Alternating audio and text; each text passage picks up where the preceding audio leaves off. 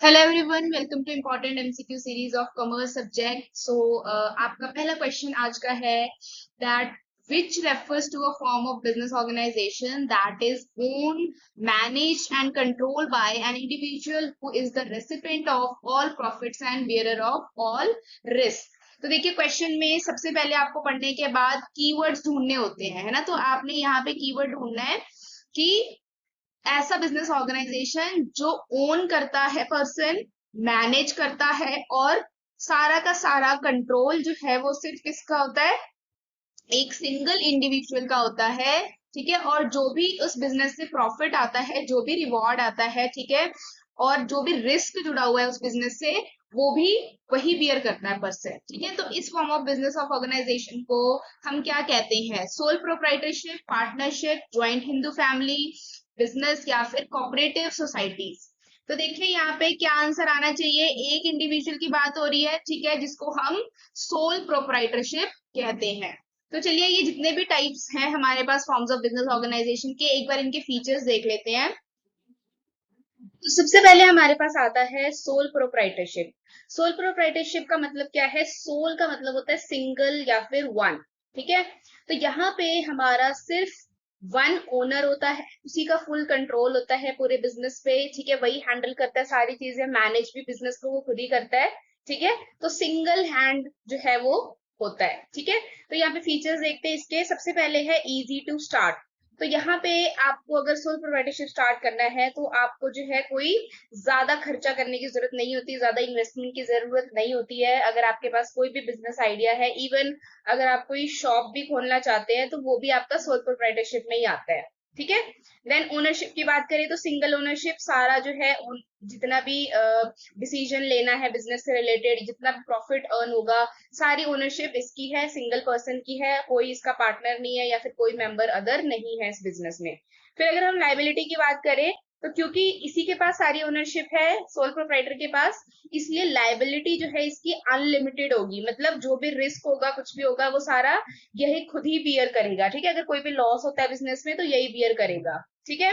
Then complete control, ये हमने पढ़ लिया, ओनरशिप है इसलिए कंट्रोल है बिजनेस में। ठीक है। सारे डिसीजंस खुद लेगा। ठीक है। किसी और पे जो है वो डिपेंड नहीं है डिसीजंस लेने के लिए। तो इससे फायदा एक ये होता है कि इसमें क्विक डिसीजन मेकिंग होती है, तो फास्ट होता है वो। ठीक है। बिजनेस जो है, जैसे अगर हम अदर बिजनेस की बात करें तो उसमें जो है हमें सबका जो है पॉइंट ऑफ व्यू लेना पड़ता है, ओपिनियन लेना पड़ता है, तभी जाके जो है हम कोई डिसीजन लेते हैं। लेकिन इसमें जो है ऐसा नहीं होता। देन डायरेक्ट इंसेंटिव, जितना भी फायदा होगा बिजनेस में, ठीक है, चाहे वो सेल करके है या कोई भी आपका एडिशनल प्रॉफिट हो रहा है, ये सोल प्रोप्राइटर का होगा। फिर सीक्रेसी की बात करें, ठीक है, तो देखो क्योंकि इसका कोई और पार्टनर नहीं है, कोई और मेंबर नहीं है, इसलिए जो भी बिजनेस का सीक्रेट है, जो भी बिजनेस में हो रहा है, वो सारा इसको पता है। ठीक है। इस पर्सन को पता है, इसलिए कोई भी कॉन्फिडेंशियल चीज बाहर नहीं जाती है। देन फ्लेक्सिबिलिटी की बात करें तो आप जो है सिंगल प्रोप्राइटरशिप में कोई भी चेंज कर सकते हो अपने अकॉर्डिंग। कोई एनवायरनमेंट में कोई चेंज हो रहा है, उसके अकॉर्डिंग आप रूल चेंज कर सकते हो बिजनेस को करने का। ठीक है। तो इसमें फ्लेक्सिबिलिटी है। ठीक है। क्योंकि आप ही डिसीजन मेकर हो। देन रिसोर्सेज की बात करें तो ये इसका डीमेरिट हो जाता है, क्योंकि इसमें रिसोर्सेज जो है वो लिमिटेड होते हैं। अब सिंगल पर्सन है, वो बिजनेस चलाएगा तो कैसे चलाएगा? उसके पास जितनी भी सेविंग्स होगी उसी से चलाएगा, है ना। तो इसलिए इसके पास थोड़ा कैपिटल रिक्वायरमेंट कम होता है, इसलिए बिजनेस ज्यादा लार्ज स्केल पे नहीं जा पाता, ज्यादा एक्सपैंड ये बिजनेस नहीं कर पाता है। ठीक है। तो अब देखो, ये जो सोल प्रोप्राइटरशिप है, अगर हम इसका एग्जांपल देखें किसके लिए ये सुटेबल होता है इस टाइप का बिजनेस, तो जैसे आपने कोई स्मॉल बिजनेस स्टार्ट करना है, उसके बाद आगे एक्सपैंड कर सकते हो, तो आप पार्टनर्स भी लेके आ सकते हो। फिर रिटेल शॉप्स, जैसे आपने कोई शॉप खोलनी है, या फिर जैसे आपको स्टिचिंग आती है तो आप बुटीक खोल सकते हो, वो भी आपका सोल प्रोप्राइटरशिप में आ जाएगा। ठीक है। देन कंसल्टेंसीज जो होती हैं या प्रोफेशनल सर्विसेज जो होती हैं, ठीक है, जैसे सीए वगैरह होते हैं आपके। देन लोकल ट्रेडिंग एक्टिविटीज, ये सारी चीजें जो है आपकी सोल प्रोप्राइटरशिप का एग्जांपल है, आप अपने आसपास के एनवायरनमेंट में भी देखते ही हो। ठीक है। क्लियर। चलिए नेक्स्ट देखते हैं, next form of business. Next है आपका पार्टनरशिप। तो देखो, सोल प्रोवाइड में वन पर्सन था, इसमें वन के साथ एक और ऐड हो गया, ठीक है, या उससे ज्यादा भी हो सकते हैं। तो together we share together we grow. तो वहां पे रिसोर्सेज लिमिटेड थे, इसलिए ये वाली जो है आपकी फॉर्म ऑफ बिजनेस आया, जिसमें दो या दो से ज्यादा पर्सन जो है मिलके बिजनेस कर सकते हैं, प्रॉफिट जो है वो शेयर कर सकते हैं। ठीक है, देखते हैं इसके फीचर्स इंपॉर्टेंट। तो टू और मोर पर्सन हो सकते हैं, इसमें मिनिमम टू होने चाहिए। ठीक है, देन एग्रीमेंट बनता है। विदाउट एग्रीमेंट भी पार्टनरशिप हो सकती है, लेकिन अगर आप एग्रीमेंट बनाते हो तो वो ज्यादा सही रहता है। अगर आपने थर्ड पार्टी को स्यू करना है या फिर कोई भी बिजनेस में इशू हो जाता है, कॉन्फ्लिक्ट हो जाता है, तो आपका अगर एग्रीमेंट बना होता है, जिसको हम पार्टनरशिप डीड कहते हैं, ठीक है, आपने सुना होगा पार्टनरशिप डीड, तो ये बनवाना बहुत जरूरी होता है। ठीक है, देन नेक्स्ट है शेयरिंग ऑफ प्रॉफिट। तो प्रॉफिट कैसे शेयर होता है? तो आप एग्रीमेंट में लिखते हो कि आपने कितना प्रॉफिट शेयर करना है, इक्वली करना है या किस कैपिटल रेशियो में करना है, ये सारा आप एग्रीमेंट में डिसाइड करते हो। फिर लॉस भी इसी तरीके से होता है, सबको जो है वो लॉस शेयर करना पड़ता है। मैनेजमेंट कौन करता है? तो इसमें डिफरेंट टाइप्स ऑफ पार्टनर्स होते हैं, जैसे एक्टिव पार्टनर होता है, नॉमिनल पार्टनर होता है, स्लीपिंग पार्टनर होता है। तो आप किस टाइप के पार्टनर हो पार्टनरशिप फर्म में, वो डिपेंड करेगा कि आप किस चीज में पार्टिसिपेट करोगे या सिर्फ आप कैपिटल इन्वेस्टमेंट करोगे। देन अनलिमिटेड लाइबिलिटी होती है यहाँ पे। ठीक है, इंपॉर्टेंट पॉइंट, जैसे सोल पार्टनरशिप में था, यहाँ पे भी पार्टनर्स जो है वो इवन अपना पर्सनल एसेट भी सेल जो है वो करना पड़ता है उन्हें, अगर बिजनेस में कोई भी लॉस है या उसका डेट जो है वो चुकाना है। ठीक है, तो देखो यहाँ पे ये किसके लिए सुटेबल होता है? स्मॉल एंड मीडियम बिजनेसेस के लिए सुटेबल है, या जैसे प्रोफेशनल सर्विसेज होती हैं, दो या दो से ज्यादा सीए जो है वो मिलके एक सीए फर्म ओपन कर सकते हैं। ठीक है, रिटेल शॉप्स भी आ जाती है इसमें, कंसल्टेंसी सर्विसेज आ जाती है। ठीक है, क्लियर? तो इसका यहाँ पे डेफिनेशन भी गिवन है, आप पढ़ सकते हैं। A business owned and managed by two or more persons who share profit losses and responsibilities as per agreement. ठीक है, तो आपको आई होप जो है वो मेन पॉइंट समझ आ गया होगा पार्टनरशिप और सोल पार्टनरशिप में डिफरेंस। ठीक है, चलिए नेक्स्ट है joint Hindu family. Joint Hindu family में जो है वो, देखो यहाँ पे फैमिली बिजनेस होता है ये, यहाँ पे सारे जो है वो एक साथ बिजनेस करते हैं, सारे फैमिली मेंबर्स। ठीक है, तो ये आपका एंसेस्ट्रल बिजनेस होता है, मतलब पीढ़ी से जो है ये चला आता है बिजनेस। ठीक है, तो जो उनके बच्चे होते हैं फिर आगे वो करते हैं बिजनेस, उनके बच्चे होते हैं वो करते हैं। तो इसके फीचर्स क्या है? हिंदू फैमिली, ठीक है, इसमें सिर्फ हिंदू नहीं आते, और भी कम्युनिटीज आती हैं। ठीक है, all members are from a Hindu undivided family, common ancestors, मतलब ऐसा नहीं है कि आप सिर्फ जो है वो नेबर हो या आप एक दूसरे को जानते हो, आपका एंसेस्ट्रल रिलेशन होना चाहिए। ठीक है, आपका फैमिली रिलेशन होना चाहिए।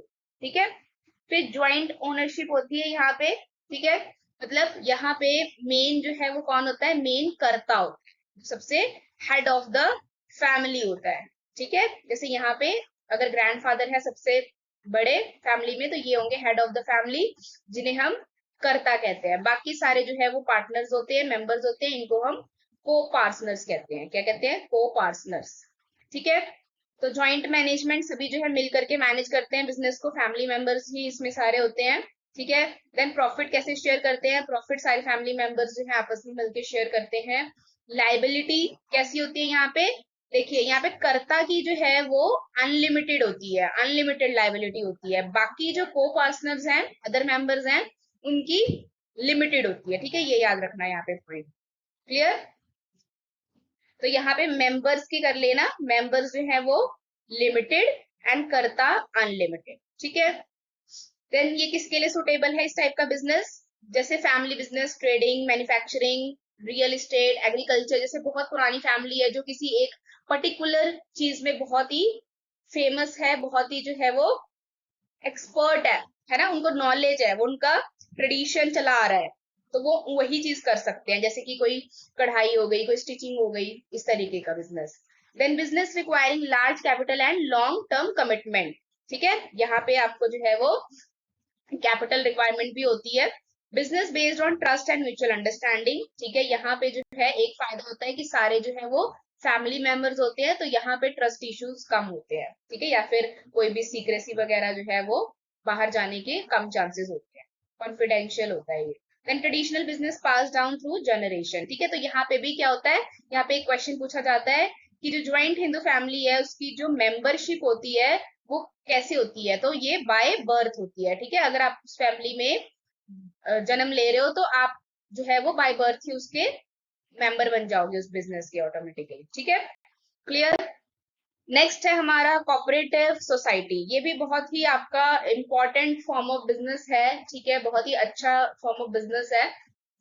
क्योंकि यहाँ पे क्या होता है, यहाँ पे मेन सोशल वेलफेयर के लिए ये बिजनेस या फॉर्म ऑफ ऑर्गेनाइजेशन ये बनाया जाता है, ठीक है। तो देखिए यहाँ पे coming together is a beginning keeping together in rest. तो यहाँ पे कुछ लोग होते हैं, ठीक है, जैसे एक सोसाइटी के लोग हैं, वो मिल करके कोई एक पर्टिकुलर इनका एम है, ठीक है, या कोई प्रॉब्लम है सोसाइटी की जिसको सॉल्व करने के लिए ये एक ऑर्गेनाइजेशन बनाते हैं और फिर उसे सॉल्व करते हैं, ठीक है। जैसे किस तरीके की हो सकती हैं प्रॉब्लम्स, क्रेडिट फैसिलिटी प्रोवाइड करना पर सोसाइटी को, housing facility, consumer stores, marketing में हेल्प करना जो फार्मर्स वगैरह है, फार्मर्स के लिए हेल्प करना, इनपुट्स देना, उनको एडवाइस देना, उनको जो है वो एग्रीकल्चर के इक्विपमेंट्स वगैरह के बारे में बताना जो मॉडर्न इक्विपमेंट्स आ रहे हैं, ठीक है। डेयरी फार्मिंग से रिलेटेड हो सकता है। तो इसके फीचर्स क्या है, वॉलंटरी एसोसिएशन, मतलब इसके मेंबर कोई भी बन सकता है, ठीक है, सबकी मर्जी है, कोई भी आ सकता है, जितनी मर्जी कैपिटल इसमें इन्वेस्ट कर सकता है और इसका मेंबर बन सकता है, ठीक है, कोई फिक्स्ड कैपिटल इसमें रिक्वायरमेंट नहीं होती।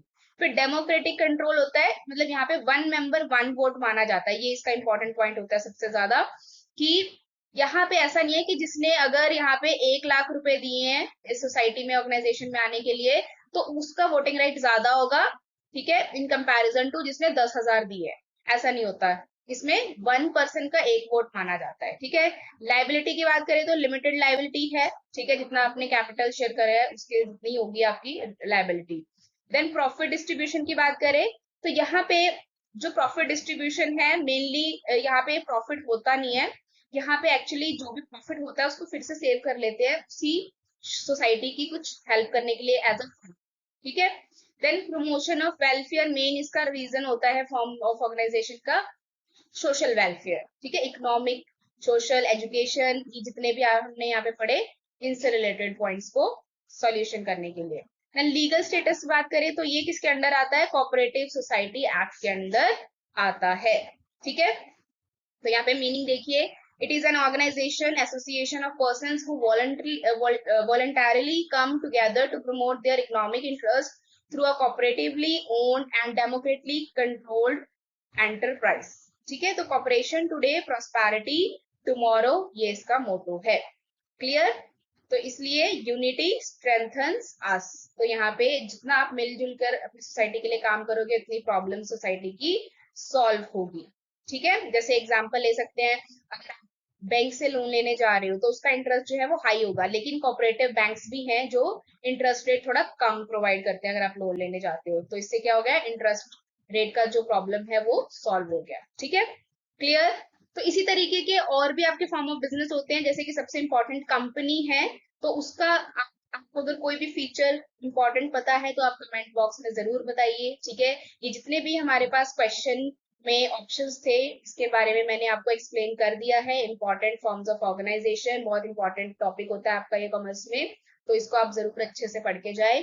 Thank you so much. इसी तरीके के इंपॉर्टेंट हम क्वेश्चंस जो है इस सीरीज में करेंगे, तो आप जो है हमें फॉलो कीजिए, सब्सक्राइब करिए, एंड ऑल द बेस्ट।